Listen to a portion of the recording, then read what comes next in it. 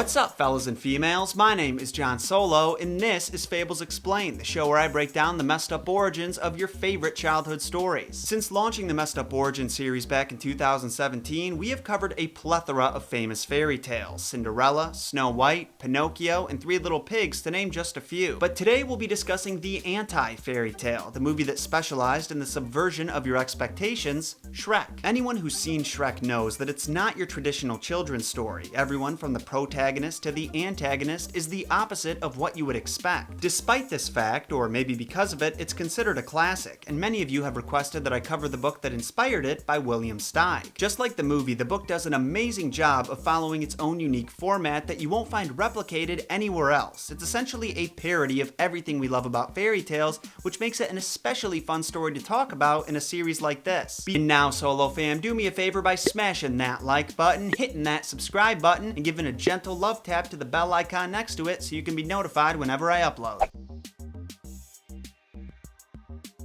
Let's start with a short recap of the movie, which opens with what I believe to be one of the greatest opening credit sequences of all time. After he literally wipes his ass with the traditional princess love story, we're introduced to our unlikely hero, Shrek, as he goes through his morning routine with Smash Mouth playing in the background. As one would expect, he's disgusting and terrifying, and not a fan of anyone who trespasses on his territory, so when out of nowhere a caravan of fairy tale creatures invades his swamp, he's not happy. After learning that the tyrannical Lord Farquaad is responsible for this mess, Shrek and Donkey, a talkative jackass he rescued earlier that day, sojourn to the kingdom of Dulac. Once they arrive, Shrek is attacked by and disposes of almost all of Farquaad's knights, and is then given the task of rescuing one Princess Fiona, who's imprisoned in the highest room of the tallest tower of a dragon-protected castle. In exchange, Farquaad says he'll relocate the fairy tale creatures somewhere else. The ogre doesn't have much of a choice in the matter, so he agrees to these terms and takes his valiant steed along with him. What ensues is not your typical princess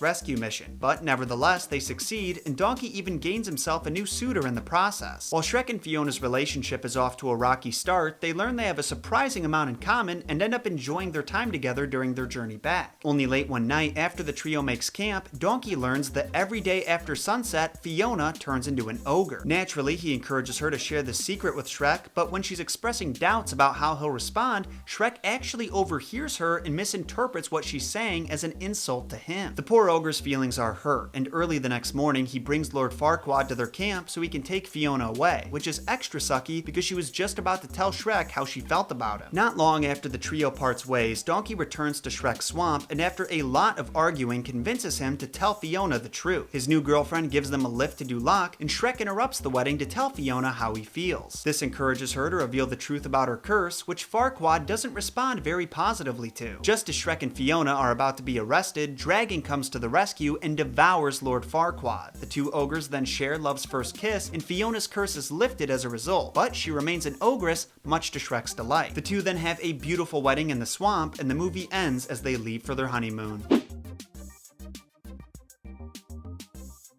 So now that you're refreshed on how the movie's events unfold, let's talk about the book with almost the same name, as well as the man who created it. Shrek was published in 1990 and was both written and illustrated by William Steig, an American cartoonist who was actually known as the king of cartoons in his day and worked for the New Yorker back in 1930. While on their payroll, he produced over 2,600 drawings and 117 covers for the magazine. At the ripe old age of 61, Steig took up writing and illustrating children's books and was widely recognized for his talents in that field as well, though no work of his went on to become the colossal success that Shrek was after its film adaptation, which actually made Steig the first sole creator of an animated movie franchise to generate over $1 billion from theatrical and ancillary markets after only one sequel. Unlike authors we've talked about in the past, Steig actually doesn't have a tragic backstory that fueled his art. He was just an intelligent, creative individual who was successful in just about everything he pursued in life, from being a children's book writer to playing water polo in college. The only thing he wasn't good at was marriage, apparently. Will went through 3 divorces before marrying his 4th and final wife, Jean, in 1968. The silver lining is he didn't have those millions of Shrek dollars during his previous marriages, so he didn't owe his exes a single cent of it in alimony.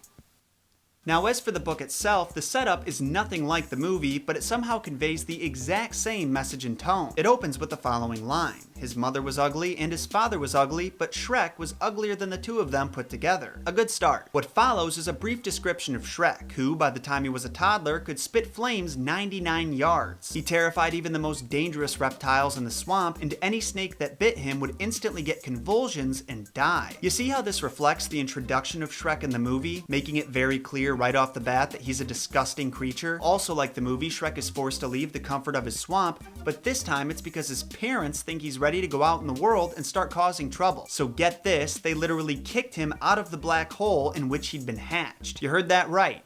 Hatched. I guess ogres being mammals is only in the movie universe. As Shrek's adventure unfolds, we're continuously told different ways in which he's revolting, like the fact that he gave off such a stink it caused not only people and animals to avoid him, but even plants bent as far away from him as they could. When he was walking through a rainstorm, Thunder and Lightning, who are apparently both sentient, agreed that he was a hideous monster and even tried to strike him down, but Shrek just swallowed the bolt of lightning. At one point on his journey, he comes across a witch who's making herself some bat stew, and he offers her some of his rare lice to tell him his fortune, which is apparently a fair trade. The witch tells him of a talking donkey who will take him to a knight in shining armor who he then needs to beat in a duel, and after that, he'll marry a princess who's even uglier than he is. Very exciting news for someone like Shrek. So now you see where the idea for Donkey's character came from. This is just a guess, but since the book is all about subverting your expectations too, I would imagine Steig thought to include him as a parody of the knight in shining armor's noble steed. Alright, I hope you heard that. She called me a noble steed. But I could be wrong. The ogre moved on and soon found a random peasant harvesting some wheat. After learning the peasant had some pheasant in his pouch, he knocks him out with a piercing glare, which he then uses to cook his dinner. Now I know it looks like Shrek has laser vision. I wish that Shrek had laser vision, but it really was just a piercing glare. For his next display of dominance, Shrek battled and easily knocked out a dragon that was lurking in the forest. At one point it had Shrek pinned down and was about to tear his head off, but at the last moment he spit blue fire right in its face. I know I don't have to tell you what character this inspired, only the dragon in the movie was far more fearsome than this one. As the first day of his journey comes to a close, Shrek decides it's time to get some sleep. Only his precious REM cycle is interrupted thanks to a nightmare where he was being smothered in hugs and kisses from children, scaring him away. The next day, he finds the donkey grazing in a field, so he runs up to him and says the magic phrase the witch told him, apple strudel. In response, the donkey begins reciting a poem about his life as a donkey, and Shrek interrupts him by calling him a jabbering jackass and demanding he take him to the knight. Fun fact, before I looked up the book so I could read it for this episode, the only memory I had of it was my being in second grade and reading that exact page and thinking it was crazy that he said jackass in a book for kids. I actually vividly remember passing the book around and all of us snickering at it. Kids are dumb. So the donkey takes Shrek to the nutty knight, who guards the entrance of the crazy castle where the repulsive princess is waiting for him. Once they arrive, Shrek saunters up to the knight and spits some fire. Not the rap battle kind, like actual fire, that causes the knight to jump headfirst in the moat and let Shrek right through. Once inside, the ogre discovers for the first time what fear is, by mistaking a hall of mirrors for a group of massive, ugly creatures who matched his every move. It wasn't until he tried to punch one of them that he realized what was going on. When he finally got to the princess, he repeated the magic phrase from earlier, apple strudel, which is definitely going to be my new opening line at Speed Dating Saturdays behind the bowling alley. The princess responds cockadoodle, and the two actually do have a rap battle of sorts. See, you just thought I was making a bad joke back there, but it was really a reference to this part.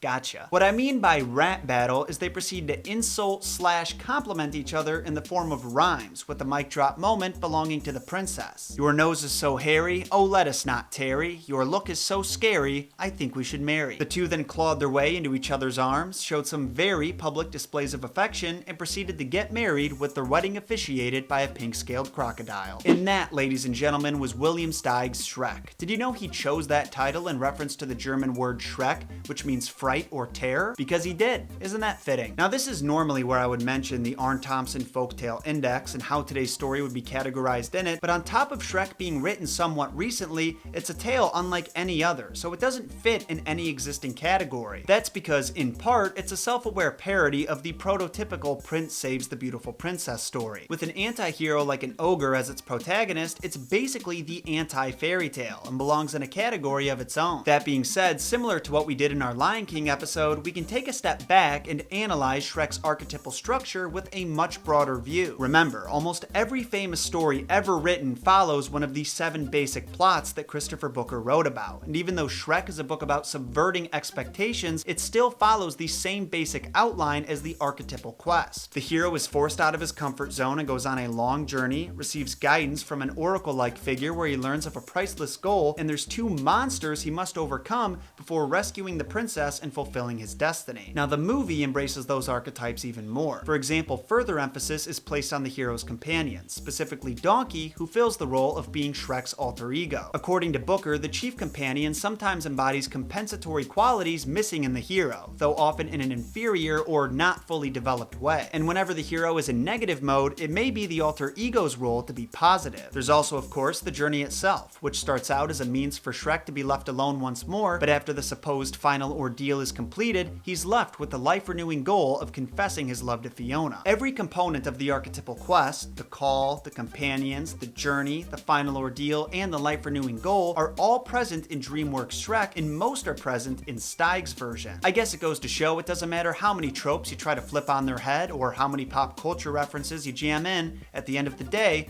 a quest is a quest is a quest.